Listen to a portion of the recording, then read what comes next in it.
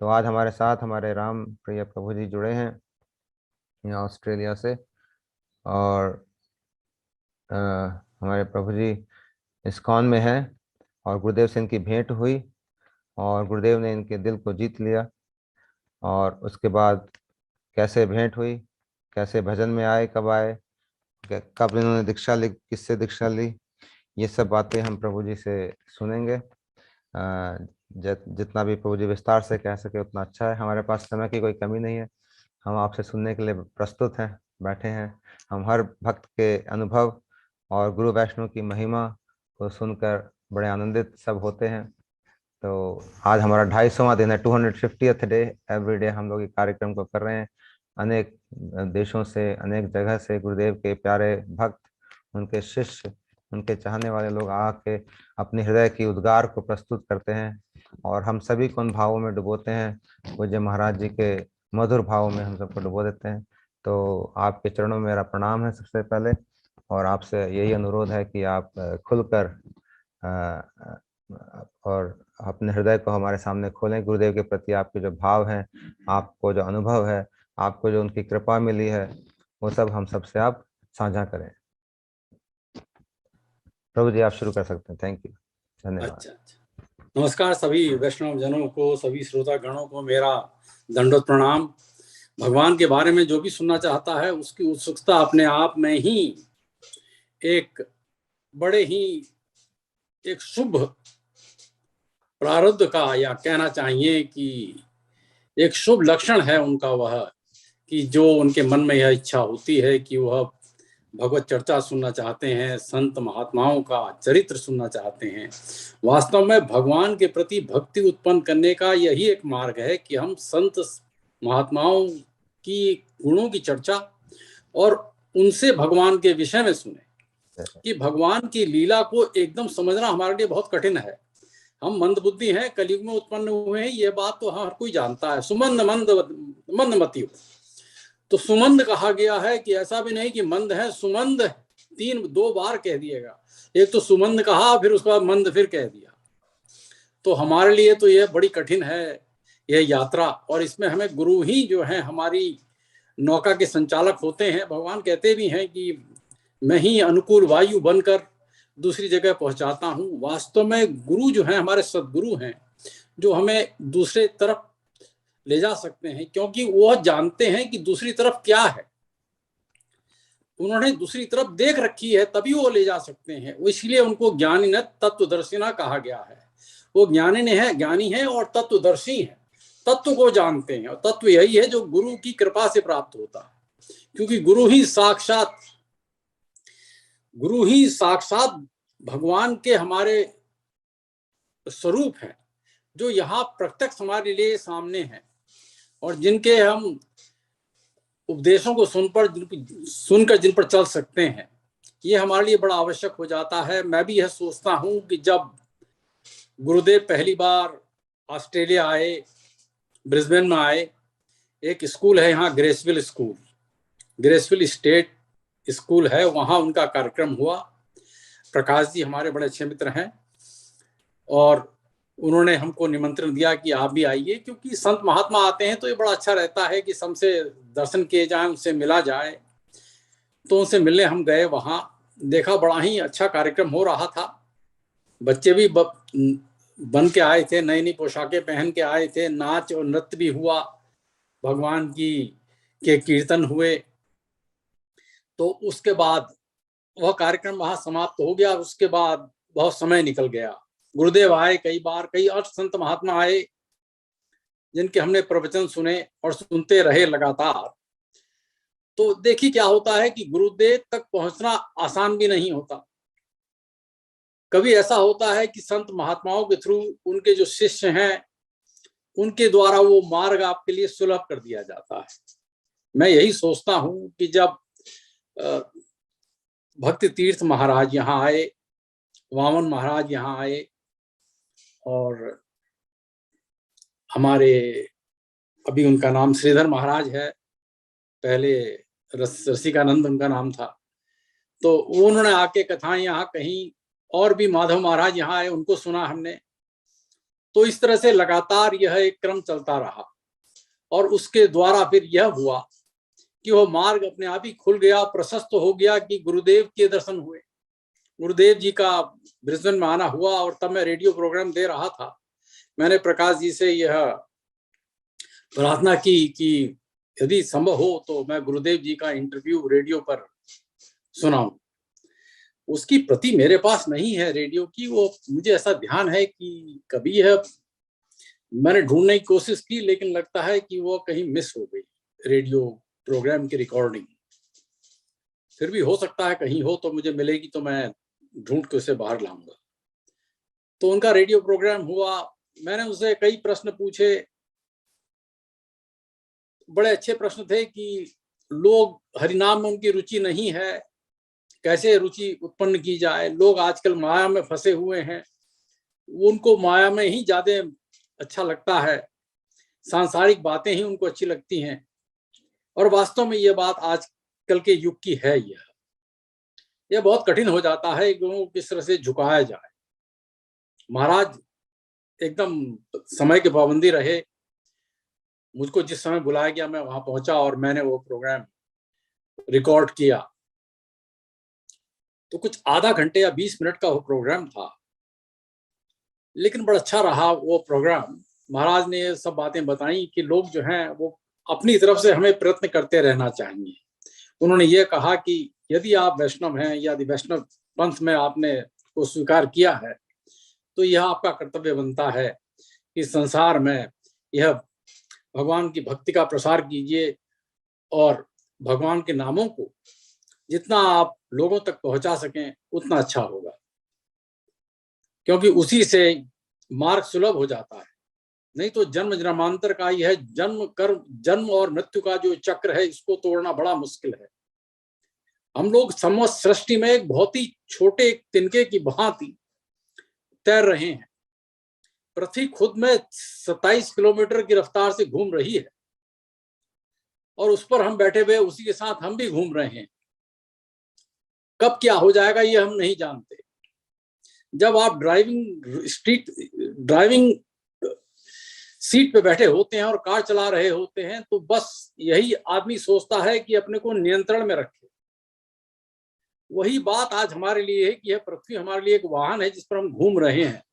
27 kilometre प्रति second की रफ्तार है। देखिए, ऐसी नहीं है कि 10 किलोमीटर प्रति घंटे की रफ्तार है कि आप चल रहे हैं पहुंच जाएंगे। नहीं, ये तो बहुत तेज रफ्तार है ब्रह्मांड में, और कब एक्सीडेंट हो जाएगा ये हम नहीं जानते। तो हमें सतर्क हो जाना चाहिए कि यहां जन्म मिला है और यही रास्ता है। भगवान ने हमको गति ऑलरेडी दे दी है। He has given you the speed to achieve him. बस नाम लेते रहिए और इसी से वो इस वेलोसिटी आपको मिल जाएगी। आज मेरा जस्ट कहने का एक इसमें बड़ी अच्छी बात आई है कि 100 किलोमीटर ऊपर गुरुत्वाकर्षण जो है वो कम हो जाता है। उसके लिए स्पीड की बहुत आवश्यकता होती है। यदि स्पीड बहुत ज्यादा है तभी आप वो गुरुत्वाकर्षण की इस खिंचाव को इससे बाहर निकल सकते हैं। इसी तरह से ये जो माया का खिंचाव है ये इतना जबरदस्त है कि आपको खींचे रहेगा। इससे निकलने का एक ही उपाय है, और वो उपाय है श्री गुरुदेव जी के चरणों में नमस्कार और उनके दिए हुए उपदेश का पालन और नाम स्मरण। गुरुदेव कहते ही नाम स्मरण करो, तो भगवान का नाम स्मरण और ये नाम कीर्तन जो है, इसी से वो हमें गति मिल सकती है। नहीं तो माया का बंधन जो है हम काट नहीं सकते, माया के खिंचाव को हम दूर नहीं कर सकते। तो ये बड़ी अच्छी बात है कि आज 100 किलोमीटर की रफ्तार से हम लोग देख रहे हैं कि भौतिक हमारे संसार में ऐसे जहाज बना दिए गए, ऐसे जेट क्राफ्ट बना दिए गए जिनसे कि आप सीधे रॉकेट बन गए हैं, जिनमें बैठकर आप 100 किलोमीटर ऊपर जाके उसको महसूस कर सकते हैं। लेकिन वह यह नहीं बताते कि उसको महसूस करने का सबसे अच्छा मार्ग तो हरे कृष्णा हमारे ये मूवमेंट बताता। तो यही बात बड़ी अच्छी है समझने की, और गुरुदेव ने यह बात अच्छी तरह समझाने की कोशिश की कि किसी भी तरह से यह जन्म जो है ये व्यर्थ न चला जाए। प्रभु जी, आप कौन से साल में महाराज जी से मिले, कौन से ईयर में? देखिए, रेडियो प्रोग्राम जहां तक मुझे याद है कि 2012 में किया मैंने, कहा 2013 में किया होगा। और आपकी पहली मुलाकात कब हुई? पहली मुलाकात अच्छा, महाराज से तो बहुत समय हो गया। तो ऑस्ट्रेलिया में ही हुई कि कहाँ पे? मेरा ख्याल है कि 1998-99 की बात है। अच्छा अच्छा अच्छा, यहाँ ऑस्ट्रेलिया में ही पहली मुलाकात हुई, राइट? पहली मुलाकात मेरे ख्याल वो पहली बार जब ब्रिस्बेन आए तभी मुलाकात हुई। हाँ, अच्छा अच्छा, बहुत सुंदर। तो आपको क्या याद पहली आता है उनके बारे में? पहले बार जब आपने मुलाकात करी, महाराज जी ने आपसे कुछ बातें करी, कुछ बोला आपको? नहीं, ऐसी मुलाकात तो नहीं हुई, पर दूर से ही मुलाकात, प्रणाम हुआ, और तो ज्यादा कोई बात नहीं हुई। अच्छा अच्छा। सबसे ज्यादा उनसे मुलाकात तभी हुई जब उनका मैंने रेडियो इंटरव्यू लिया। ओह, अच्छा अच्छा अच्छा, सबसे ज्यादा इंटरेक्शन तभी था। तो हाँ, लेकिन आपने अब इंटरव्यू के लिए एक किसको बोला, महाराज जी को ही बोला कि किसी और से अप्रोच किया? रेडियो प्रोग्राम के लिए हाँ, इंटरव्यू लेने के लिए आपने कैसे व्यवस्था करी, खुद करी मैंने कि किसी? मैंने प्रकाश जी के यहाँ ठहरे थे महाराज, जी हाँ। और प्रकाश जी से तो अब उनसे तो संबंध मेरा इतना गहन है कि एक साथ ही हम लोग हरे कृष्णा में हम लोगों का आना प्रकाश जी ने जाना बहुत हुआ। सुंदर कार्यक्रम पे आके बोला था, आपने शायद सुना होगा कि नहीं, पता नहीं। नहीं तो हाँ आप जरूर सुन लेना, उनकी बातें बहुत सुंदर, दिल को स्पर्श करने वाली। और हमारे हाँ हाँ। फॉन्ड मेमोरीज ऑफ श्रील गुरुदेव पे वो रिकॉर्डेड हैं। आप अवश्य ही अच्छा। उनको सुनकर, उनकी पत्नी का और उनका दोनों का जो उद्गार था बहुत ही सुंदर और रुला देने वाला। और अच्छा। गुरुदेव के प्रति बड़ा ही उनकी भावना। तो मैं आपसे निवेदन करूंगा कि आप उसको जरूर सुनिएगा, आपके तो मित्र हैं इतने सुंदर। तो वो हाँ हमारे हाँ इसके ऊपर है, चैनल के ऊपर है, fond memories of Srila Gurudev, YouTube के अंदर। हाँ। और भी अरे कई वेरी। लोगों के, स्पेशली ऑस्ट्रिया के हमारे जगन्नाथ प्रभु जी, हमारे पूज्य जगदीश प्रभु जी हैं, हमारे पूज्य कांति प्रभु जी, ये सब ने बहुत सुंदर सुंदर बातें गुरुदेव के प्रति बोली हैं, बहुत गहरी गहरी। तो मैं आपसे निवेदन करूंगा कि आप अवश्य सुनिए कि महाराज जी क्या प्रकाश है, मतलब किस तरह से, तो बड़ा अच्छा। तो ठीक है, तो उन्होंने फिर आपने हाँ मतलब एक वही आपका सबसे क्लोज इंटरेक्शन रहा महाराज जी के साथ रेडियो हाँ इंटरव्यू एक में? सुंदर बात रही हाँ जी। कि एक हमारे मित्र हैं सोलंकी नाम हाँ उनका, जी। हाँ शायद उनका प्रोग्राम भी हो सकता है, उन्होंने फॉन्ड मेमोरीज उनकी हैं। तो एक बात ऐसी हुई, कभी वो मुझे रास्ते में मिले, मेरे से बोले, तब वो मेरा रेडियो प्रोग्राम सुनते थे। जी। हाँ तो उन्होंने मुझसे कहा कि एक बार हम उनको स्वप्न आया, स्वप्न में गुरुदेव आए उनके, तो कोई प्रश्न था, तो जी। हाँ गुरुदेव ने उनसे स्वप्न में कहा कि इस प्रश्न का उत्तर तुम रामप्रिय दास से पूछो। हाँ। तो उन्होंने ये बात मुझको कही, जब कुछ दिनों बाद मुझे मिले हैं तो मेरे से बोले कि यार तुम तो गुरुदेव के उसमें आ गए, उनकी उनकी उनकी बातों में आ गए, उनकी उनके बातों का मतलब कि उनके उनके उन्होंने निशाने पे आ गए तुम्हारा तुम तो। निशाने में आ गए। मैंने कहा अरे फिर तो मेरे लिए रास्ता बहुत सुगम हो गया। तो निश्चय ही मैं सोचता हूँ इस बात को, हम्म। ये बात स्वप्न में उनको लक्षित हुई, वो कही गई। आज भी मैं सोच सोच कर इस बात से बड़ा प्रसन्न होता हूँ कि संत महात्मा जब आपका रेफरेंस देते हैं कहीं, तो इसका मतलब ये है कि वो रेफरेंस ऊपर तक पहुंचा है। बहुत सुंदर प्रभु, ये बहुत आपने ठीक बात कही। अगर हम संत महात्माओं के ध्यान में हैं तो हमारा कल्याण हो गया। हम तो उनके बारे में सोचते हैं, लेकिन क्या वो हमारे बारे में सोचते हैं? क्या हमने कोई ऐसी सेवा करी जिससे कि वो हमको याद करते हैं? अगर वो करते हैं तो फिर तो हमारा हो गया काम। क्योंकि संत हाँ हाँ महात्माओं के ध्यान में अगर उनके चाहने वाले लोग रहते हैं तो फिर उनका कल्याण तो होगा ही होगा, क्योंकि हमें वो स्थान मिल गया उनके हृदय में, जो बड़ा आसानी से नहीं मिलता है। मतलब सेवा करके हमने जैसे भी कहो प्राप्त कर लिया, तो बड़ा अच्छी बात है। और आपको तो बिना हाँ। मिले ही गुरुदेव आपका नाम जानते हैं, अद्भुत बात। आप कभी मिले नहीं उससे पहले, राइट? नहीं, वो रेडियो प्रोग्राम में शायद मिला हूंगा, ये मुझे ध्यान नहीं है, लेकिन ये बात, मेरा नाम उन तक वहां कैसे उनके स्मृति में आया और यह बात कैसे उन्होंने कही, ये बात मुझे बड़ी आश्चर्यजनक लगती है। क्योंकि निश्चय ही कहीं ना कहीं से इसका भागवत संबंध तो है कि कोई ऐसा प्रश्न उठा जिसके लिए जवाब मुझको देना था।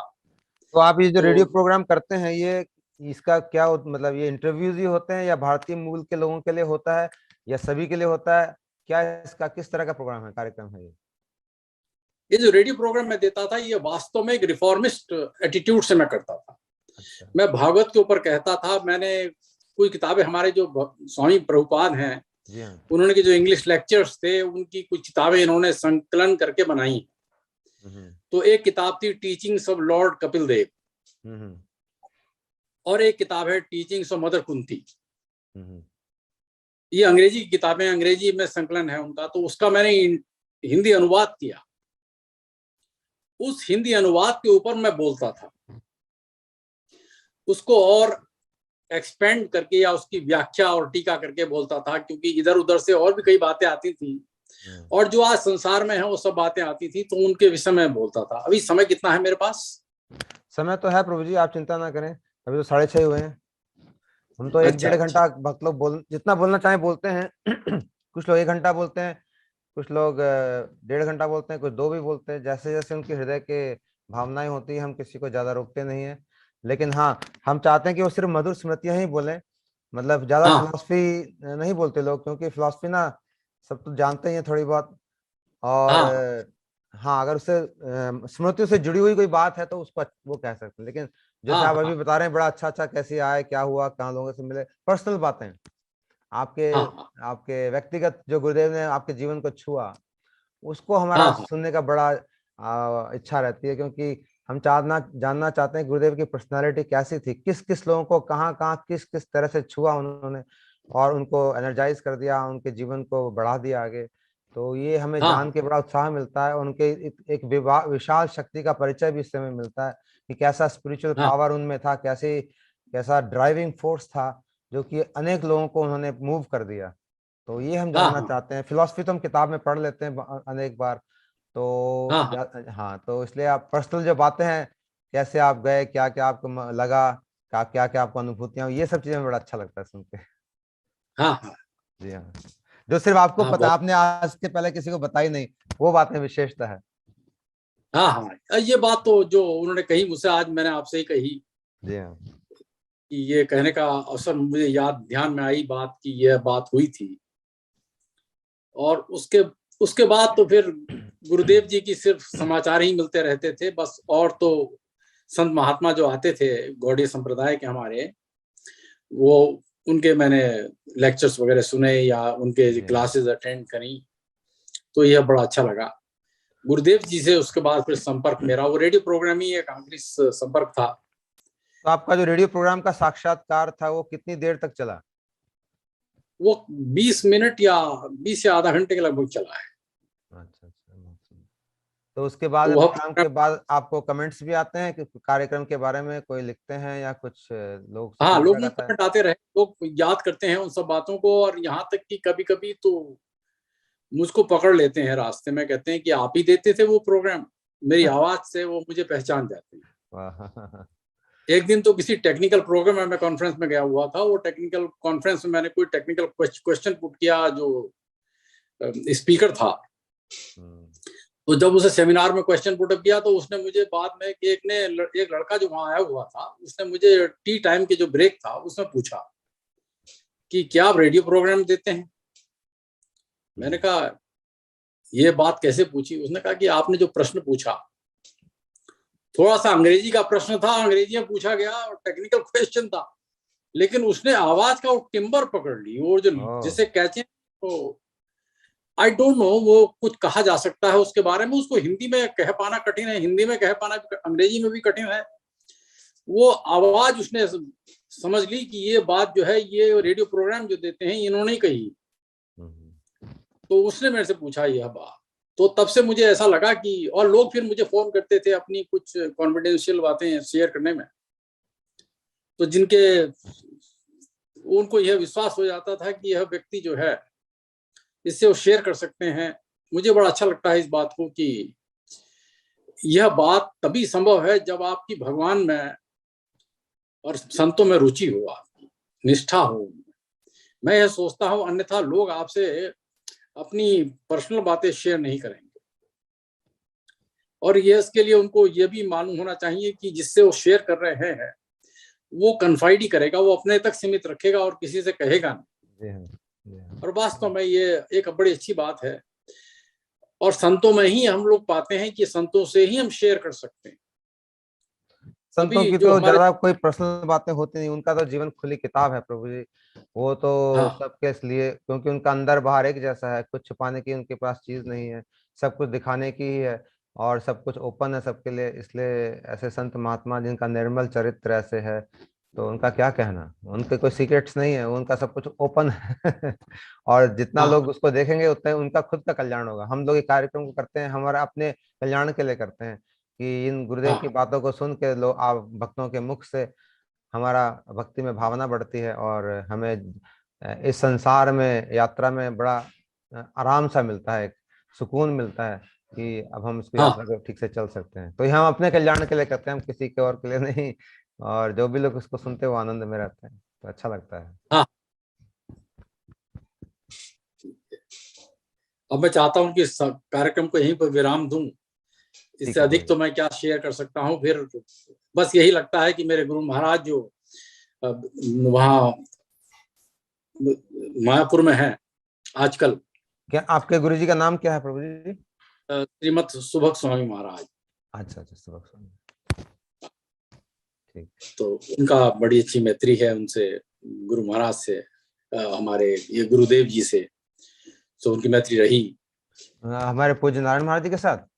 हाँ, नारायण महाराज के साथ जानते रहे तो वो। प्रभु जी ऐसा आप करेंगे, आपसे मैं निवेदन करूंगा कि अगर आप वो अपने गुरुदेव का नंबर हमें देंगे तो हम उनको भी इस कार्यक्रम पे आमंत्रित करना चाहेंगे। मैं कुछ ही दिनों में नवद्वीप धाम जा रहा हूँ और मायापुर भी अरे जाऊंगा। हाँ हाँ और हमें इसमें एक विशेष कार्यक्रम चलाते हैं जिसको हम कहते हैं आचार्य पुष्पांजलि, जहाँ पे कि अच्छा बड़े बड़े अच्छा। आचार्य लोग आके हमारे गुरुदेव के बारे में बोलते हैं। जो लोग किसी हम्म, संस्था के आचार्य हैं, हेड हैं, या गुरुदेव के गुरु हाँ, भाई हैं, वैसे बड़े बड़े उनके हम्म, लिए हम विशेष कार्यक्रम करते हैं जो आचार्य पुष्पांजलि में होता है। तो मैं उनसे जाके मिल सकता हूँ, अगर आप मेरे को उनका कांटेक्ट वगैरह देंगे तो अवश्य उनसे ठीक जाके मिलकर निवेदन करूंगा कि वो भी इस कार्यक्रम पे आके गुरुदेव के बारे में कुछ हमें सुनाए। ठीक। ठीक है, धन्यवाद प्रभु जी। अच्छा। हाँ बोलिए, हाँ, कुछ बोलना चाहते हैं? नमस्कार। बोलिए प्रभु जी, कुछ बोलना चाहते हैं? नहीं, बस ठीक। वंश कलद्रुभ्यश्च कृपा सिंधु भी एव च पतितानां पावनेभ्यो वैष्णवेभ्यो नमो नमः। तो प्रभु जी ने बहुत सुंदर बातें कही, हालांकि ज्यादा बातें नहीं कही, और लेकिन इनकी बातें बड़ी गहरी और हृदय स्पर्शी हैं। जो इनकी अनुभव भी मैं सोचता हूँ बड़ा अच्छा है, क्योंकि ऐसी बातें जो व्यक्ति कह सकता है उसका अनुभव अवश्य ही है, जीवन में अच्छा अनुभूति है। तो उन्होंने कहा वह जानते हैं कि दूसरी तरफ क्या है, सबसे पहले ऐसे उन्होंने शुरुआत करी। तो ये एकदम बात, गुरुदेव इस बात को कहा करते थे कि गुरु वह तत्व है जो कि इस संसार में भी रमण करता है और उस संसार में भी रमण करता है। He has access to both worlds. दोनों दुनिया में उसके उनके पास उनकी चाबी है, वहां भी जब मर्जी चले जाए, यहाँ भी जब मर्जी आ जाए। जैसे कि एक व्यक्ति का घर दिल्ली में भी है और ब्रिस्बेन में भी है, दोनों की चाबी उसके पास है, जब चाहे दिल्ली आके खोल ले, जब चाहे ब्रिस्बेन में दरवाजा खोल ले जाके। लेकिन हम लोग अभी यहाँ पे माया के संसार में, हमारे पास उस संसार की कोई न तो चाबी है, न तो कोई वहाँ का इशारा हमें है, न तो कोई वहाँ की खबर हमें है।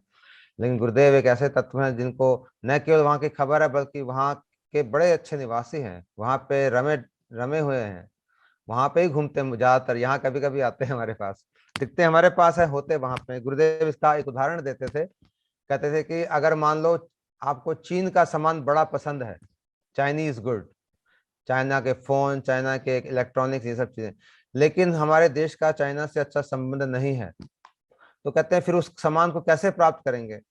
तो कहते हैं, गुरुदेव कहते थे हमें किसी ऐसे देश में जाना पड़ेगा जिसका चाइना से भी अच्छा संबंध हो और भारत से भी अच्छा संबंध हो। तो महाराज जी कहते हैं हम नेपाल जा सकते हैं, नेपाल में चाइना से भी संबंध अच्छा, हमारा भी अच्छा है, तो वहां पे जाके उनका सामान को हम ग्रहण कर सकते हैं, क्योंकि वहां पे चाइनीज सामान आता है। तो ऐसे ही गुरुदेव ऐसा एक देश है जहाँ पे कि भगवान भी लोग आते हैं और यहाँ संसार के लोग भी जा सकते हैं, दोनों मीटिंग पॉइंट है। तो ऐसे गुरुदेव के चरणों में, क्योंकि वही हमें वहाँ की खबर दे सकते हैं, वही वहाँ का इशारा कर सकते हैं क्या वहाँ पे होता है, कैसे होता है। और हमारा न केवल खबर और इशारा कर सकते हैं, बल्कि हमारा हाथ पकड़ के हमको साथ लेके भी जा सकते हैं, उनकी इच्छा अगर हुई तो। उनको अगर लगा कि हम वहाँ जाने के लायक हैं, हम वहाँ जाने के, क्योंकि वहाँ जाने के लिए कुछ क्वालिफिकेशन चाहिए, कुछ भाव चाहिए, कुछ आपके समर्पण चाहिए। अगर वो गुरुदेव देखते हैं हमारे में है, तो फिर वो हमको वहां ले जाने के लिए ही आए हैं, इसी कारणवश वो इस धरती पे आए हैं।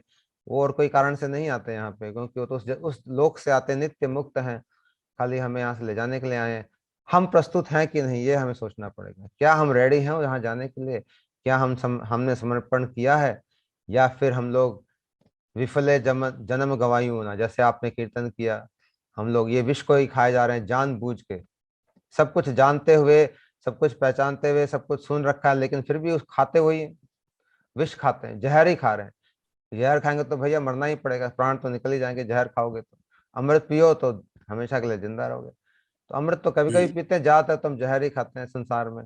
कभी कभी कोई संत महात्मा आ जाए तो शायद हमारी बुद्धि थोड़ी ठीक हो जाती है, हम अमृत की तरफ बढ़ जाते हैं। और नहीं भी पीते तो गुरुदेव तो जबरदस्ती पिलाने वाले हैं। हमारे गुरुदेव कहते थे कि शिष्य गुरुदेव की वस्तु को लेना नहीं चाहता, दूर भागता है, लेकिन गुरुदेव बड़ी चतुराई से उसको पकड़ते हैं, क्योंकि उसका कल्याण करना चाहते हैं। और फिर गुरुदेव कहते थे, वो ढैका करते हैं। अब ढैका आप लोग जानते होंगे कि नहीं, मैं तो नहीं जानता था, लेकिन गुरुदेव ने उसको एक्सप्लेन किया, ढैका मतलब क्या होता है। कहता है गांव में बछड़े को अगर कोई पेट में केंचुआ चले जाता है, कुछ खाते खाते, घास खाते खाते, तो उसका पेट खराब हो जाता है, तो उसको दवाई देनी पड़ती है। तो उस दवाई देने के लिए एक बांस का वो लकड़ी ली जाती है, और उसको आधा काटा होता है बीच में से, उसके अंदर वो दवाई को डाला जाता है। फिर उस बांस को उस बछड़े के मुंह को पकड़ के उसके अंदर ठूस दिया जाता है आगे तक, ताकि वो बच्चा वापस को निकाल ना पाए। और फिर उसको उलेड़ दिया जाता है, उसके अंदर सारी दवाई उसके अंदर चले जाती है, क्योंकि वो बछड़ा भागता है और लेना नहीं चाहता। तो उसके मुंह को दबा लिया जाता है, ऐसे पकड़ के मुंह खोल दिया जाता है, और फिर वो बांस उसके मुंह में डाल के, आगे तक डाल के उसके अंदर दवाई डाल दी जाती है, उस बछड़ा बच जाता है। कहता है गुरु महाराज जी कहते हैं गुरुदेव ऐसा ही काम करते हैं, सभी शिष्यों को पकड़ पकड़ के मुंह में ठूस देते हैं, पियो इसको क्योंकि पीना नहीं चाहता, वो सोचता है यहाँ पे। और उसको पिला के फिर जब वो पी लेता है तो उसका पेट एकदम ठीक हो जाता है, संसार का रोग दूर हो जाता है, आराम मिल जाता है उसको।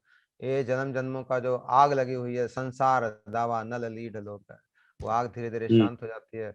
और फिर वो अपने हृदय से गुरुदेव का धन्यवाद करता है कि हे गुरुदेव, मैं तो पीना नहीं चाहता था, आपने पिला दिया। हमारे पूज्यपाद भक्ति वेदांत स्वामी महाराज प्रभुपाद जी, इस्कॉन के फाउंडर आचार्य, उन्होंने भी कुछ ऐसा ही कहा है हमारे गुरुदेव और हमारे परम गुरुदेव के बारे में, कि मैं तो संन्यास लेना नहीं चाहता था, लेकिन इन्होंने कड़वी दवाई जैसे माँ बच्चे को मुंह में दे देती है जबरदस्ती, वैसे मुझे पिला दिया। और ये काम हमारे गुरुदेव के सामने ही हुआ था, अच्छा मथुरा अच्छा। में, उनके मठ में। बल्कि गुरुदेव इसमें सहायक थे काम को करने के लिए थोड़ा बहुत उन्होंने ही सारी उनकी तैयारी करी, उनके कपड़े, उनका दंड, उनका ये सब कॉपीन वगैरह सब हमारे महाराज जी ने अपने हाथों से बनाए। और उनके गुरुदेव, हमारे परम गुरुदेव ने बड़े प्रेम से, उनके गुरु भाई प्रभुपाद जी के गुरु भाई ने उनको संन्यास प्रदान किया। फिर उनके प्रति बड़े अद्भुत भाव थे स्वामी महाराज जी के। जब हमारे परम गुरु जी ने अपना शरीर छोड़ा, ये इस दिव्य कलेवर को छोड़ा इस संसार में, तो उन्होंने बड़ा अच्छा खत लिखा, बड़े अच्छा लेक्चर दिया एक, पता नहीं आपने उसको सुना है कि नहीं। और आंखों में आंसू बह आए हमको स्मरण करके कि ऐसे मेरे भाई हैं केशव महाराज। उन्होंने ये बात तब उन्होंने कही कि उन्होंने जबरदस्ती इस कड़वी दवा को मुझे पिलाया, जिसके कारण आज मैं पूरे संसार में इस प्रचार को कर पा रहा हूँ। अगर वो उस दिन दवा ना पिलाते तो शायद इस तरह से परिणाम भी ना होते। ऐसा उन्होंने स्वीकार किया और सबको बताया भी, क्योंकि संत महात्मा हृदय से निर्मल होते हैं, सत्य को बोलते हैं निर्भीक रूप में, सत्य को बोलने में शर्माते नहीं है कि यहाँ बोलूं कि ना बोलूं। जो सत्य है वो सुना जाना चाहिए, बोलना चाहिए। तो पूज्य महाराज जी ने ऐसा बोला परम गुरुदेव के बारे में। और आपने फिर एक और बात कही, सृष्टि में तिनके की भांति हैं हम। ये बात जिसको रियलाइज हो जाती है, यही तो दीनहीन होना है, और क्या है। जो बात, जिस बात को समझ ले कि हम सृष्टि में, हमारी सिचुएशन कहाँ है। हम तो सोचते हैं हम कंट्रोल करने वाले हैं भैया, सारा परिवार हम चलाते हैं, कंपनी हम चलाते हैं, हम अपने आप को बहुत ऊंचा मान लेते हैं, लेकिन आपकी कंपनी की कोई वैल्यू नहीं है। जब हम सृष्टि को देखें, जैसे कि प्रभु जी की दृष्टि है, कितनी किलोमीटर रफ्तार से धरती चल रही है, कहाँ घूम रही है, लाखों धरतियां आसमान में घूम रही है, लाखों करोड़ों। और ये तो वैज्ञानिक लोग कहते हैं कि ऐसी ऐसी अनेक धरतियां हैं जिसके ऊपर सभ्यताएं हैं। वो अपने प्रोबेबिलिटी का फॉर्मूला लगा के गणित से निकालते हैं, करीब 4-5 हजार उन्होंने निकाला कि ऐसी जगह होंगी इस दुनिया में जहाँ पे कि अलग अलग सभ्यताएं, अलग अलग तरह के लोग जी रहे हैं। हमारी क्या अवकात है, हमारी धरती की कोई अवकात नहीं। अगर धरती का साइज देख लो इस अनेक ग्रहों के बीच में, तो उसको एक डॉट की तरह भी नहीं है, और उसके डॉट के ऊपर हम लोग इतने छोटे से जीव कहाँ पड़े हुए हैं। तो अगर देखा जाए इस दृष्टि ऐसी हो तो हमारी कोई विशेष वो स्थान नहीं है। लेकिन फिर भी हम अपने आप को इतना बड़ा मान लेते हैं, अहंकारवश हम सोचते हैं हम इतना कंट्रोल करते हैं, ये करते हैं, पैसा कमाते हैं, क्या सेवा करते हैं, क्या क्या नहीं करते, अपने को सोच लेते हैं। लेकिन जैसे जैसे अनुभूतियां बढ़ती हैं तो फिर हमें समझ में आता है कि सृष्टि में हम तिनके की भांति है। हमारे रूप गोस्वामी भी ऐसे ही कहते हैं, न त्वयि मम तिल मात्री भक्ति रुदंचति यद्यपि माधव, न त्वयि मम तिल मात्री। परमेश्वरता तदपि तवाद। तो वो भी कह रहे हैं कि मैं तो एक तिल की तरह मेरी भक्ति नहीं है। रूप गोस्वामी जो इतने बड़े हमारे गोस्वामी, उनकी ऐसी अनुभूति है, वो कोई झूठ नहीं बोल रहे, अब दिखाने के लिए नहीं बोल रहे, उनको ऐसा लग रहा है। और यही भक्ति की पहचान है, जब जितना हम ज्यादा भजन में जाते हैं उतना हमको नीचा नीचा लगने लग जाता है। बड़ी अद्भुत बात है। जितना ज्यादा जानते हैं उतना उतना ही पता चलता है कि कितना कम जानते हैं। और जितना कम जानते हैं तो लगता है कि बहुत कुछ जानते हैं। तो शायद हमारी स्थिति अभी बहुत कुछ जानने वाला ऐसा हमें लग रहा हो, लेकिन जैसे जैसे हम इसमें आगे बढ़ेंगे इस मार्ग के ऊपर, तो हम हम्बल होते चले जाएंगे कि अरे हम तो कुछ भी नहीं जानते। इतना कुछ और जानने को है, उसका हमको एहसास हो जाता है कि कितना सागर समा। इसीलिए ये तो हमारी बात तो छोड़ो, एक छोटा वैज्ञानिक इस बात को जानता है। न्यूटन से जब पूछा गया कि भैया आपने इतने सारे इन्वेंशन करे, लॉज ऑफ मोशन बना दिए, आपकी क्या अनुभूति है? तो न्यूटन, उसको सर का वो टाइटल दिया गया, सर आइजैक न्यूटन बोलते थे उसको। तो उन्होंने पता है क्या कहा? उन्होंने कहा देखो, मैं तो एक छोटे बच्चे की तरह हूँ। वो छोटा बच्चा जो अभी 1-2 वर्ष का है, उसके पिताजी उसको समुद्र के पास में ले आए हैं, और रेत में मैं खेल रहा हूँ, और मुझे वहां से 2-3 पत्थर मिल गए समुद्र से, पेबल्स। आई हैव, उसके ये शब्द थे, I have found few pebbles in this vast ocean. इस बड़े महासागर में मेरे को 2-3 पत्थर मिल गए, उसी को मैंने दे दिया, उसी से तुम इतना अचंभित हो रहे हो। अरे भैया, ये तो पूरा महासागर में करोड़ों ओशन ऐसे पेबल पड़े हुए हैं। तो ऐसी अनुभूति न्यूटन की है, जो कि एक साधारण मटेरियल साइंटिस्ट है। और जो हमारे स्पिरिचुअल वर्ल्ड में आ जाते हैं, उनकी क्या अनुभूति होगी? ऐसा कहा जाता है कि सिर्फ 1/4 जो क्रिएशन है वो मटेरियल है, 3/4 क्रिएशन स्पिरिचुअल है। यानी कि 75% of the total creation is spiritual and only 25% is material. उस 25% में भी न्यूटन ऐसा सोच रहा है। तो ये जो महात्मा लोग जो 75% में जो घूमने वाले हैं, इनकी कैसी अनुभूति होगी? वो कहाँ? तो ये हमको दीनहीन भाव अवश्य ही लाना पड़ेगा। ये जब आएगा तभी भजन हमारा शुरू होगा। तृणादपि सुनिचेन हमको बनना ही पड़ेगा, उससे कोई एस्केप नहीं है। अगर इस मार्ग में आगे बढ़ना है, तृणादपि सुनिचेन तरोरपि सहिष्णुना अमानी ना मान देन कीर्तनीय सदा हरि। ये हमारा महावाक्य है, भजन का महावाक्य। इसको हम गले में हर समय धारण करेंगे, और इसी के हिसाब से हम अपने जीवन यापन करेंगे। और ऐसे ही संत महात्मा भक्तों के चरणों में प्रणाम करके उनसे सीखते रहेंगे, आगे बढ़ते रहेंगे। तो प्रभु जी, बहुत बहुत धन्यवाद आपको, अपने अपने भावों को हमारे साथ साझा किया। आप इस कार्यक्रम पे आए, आपको मैं दंडवत प्रणाम करता हूँ, धन्यवाद देता हूँ और साधुवाद देता हूँ। और ऐसे ही आप हमसे जुड़े रहें, मिलते रहें। कभी कोई महात्मा आए तो उनसे भी मिले, हम लोग आए तो हमसे मिले। भारत आए तो हमसे मिले अवश्य ही। और सभी श्रोताओं को मैं धन्यवाद देना चाहता हूँ इतने ध्यानपूर्वक सुनने के लिए। कल हमारा विशेष कार्यक्रम रहेगा, और हमारे पूज्य संजय प्रभु जी, जिनकी मैं कुछ दिनों से बातें भी कर रहा था लोगों के पूछने पर, अपने आप नहीं, जब कुछ लोगों ने पर्सनल सवाल करे तो मेरे को उनका जवाब देना पड़ा। तो वो कल हमारे साथ होंगे। गुरुदेव के बड़े प्यारे भक्त हैं, बहुत ही क्लोज, इंटीमेट और बड़े ही सरल। तो कल वो हमारे साथ होंगे। संडे को हमारे रघुनाथ दास गोस्वामी जी का कल तिरोभाव तिथि है, और श्रील रघुनाथ भट्ट गोस्वामी जी की भी तिरोभाव तिथि है, और श्रील कृष्णदास कविराज गोस्वामी जी की भी तिरोभाव तिथि है। 3 महाजनों की तिरोभाव तिथि बहुत ही पावरफुल तिथि है। ऐसी तिथि में ऐसे संतों को अगर हम श्रवण करेंगे तो हमारा भजन अवश्य ही बढ़ेगा, इसमें कोई भी संदेह नहीं है। तो आप सभी लोग कल भारतीय समय अनुसार 6 बजे सुबह यहाँ इस कार्यक्रम पे आने की प्रयास करें, और लोगों को भी लाएं, क्योंकि ये संजय प्रभु को साधारण नहीं है। ये भी गुरुदेव के बड़े प्रिय हैं, बचपन से ही गुरुदेव के साथ में रहे हैं, सारी सेवाएं करी, अनेक सेवाएं लास्ट तक। न केवल गुरुदेव की करी उन्होंने, उसके बाद भक्ति विज्ञान पूज्य भक्ति विज्ञान भारती महाराज जी की भी लास्ट तक सेवा करी, अंत तक। और अभी भी कोई महात्मा मिल जाता है तो उनकी भी सेवा करते हैं। ऐसी सेवाएं करते हैं जो जिसको पता भी नहीं है। कोई भी महात्मा बीमार होता है नवदीप धाम में, उनको अपने खर्चे से लेके जाना, लाना, सेवा करना, दवाई दिलाना, सब मैं तो जानता हूँ, इसलिए मैं बता रहा हूँ। वो किसी को बताते नहीं, बड़े शर्माते हैं, चुपचाप करते रहते हैं। कोई भी कहीं भी किसी को कोई प्रॉब्लम हो, भक्त को कोई बीमार हो, कुछ हो, तो कहते हैं मैं। और एक दिन तो मुझसे कह रहे थे, प्रभु जी लगता है सारा जीवन हम लोग ये इस्कॉन के हॉस्पिस में काट देते हैं। मैंने कहा क्यों? कहते यहाँ पे हम जो बीमार भक्त होंगे उनकी सेवा करेंगे, उनकी टट्टी साफ करेंगे, उनको ये करेंगे। ऐसा उनका भाव, इतना सरल भाव। तो ऐसे महात्मा से हम सबको मिलना चाहिए, श्रवण करना चाहिए। बड़ी कृपावश वो आ रहे हैं सबके बीच में, ऑस्ट्रेलिया। आप, मैं चाहता हूँ सभी को बोलें कि कल का कार्यक्रम कोई मिस ना करे, और परसों का कार्यक्रम बड़ा अच्छा होगा। हमारे विजय प्रभु जी, जिन्होंने इस कार्यक्रम की शुरुआत करी थी दिसंबर 2020 11 दिसंबर को, वह भी हमारे साथ होंगे। मंडे को कार्तिक के महिमा के बारे में बोलेंगे, क्योंकि कार्तिक शुरू होने वाला है 19 तारीख 20 तारीख से। तो उसकी महिमा कार्तिक में क्या करना चाहिए, जो लोग धाम पे नहीं जा सकते घर पे रह के क्या करें, क्या क्या नियमों का पालन करें, और जो जा सकते हैं धाम में हो तो अवश्य ही आए, उनका तो स्वागत है, ठाकुर जी उनके लिए हैं वहाँ पे, धाम की धूलि को अपने सिर पे ले वैष्णव से मिलें।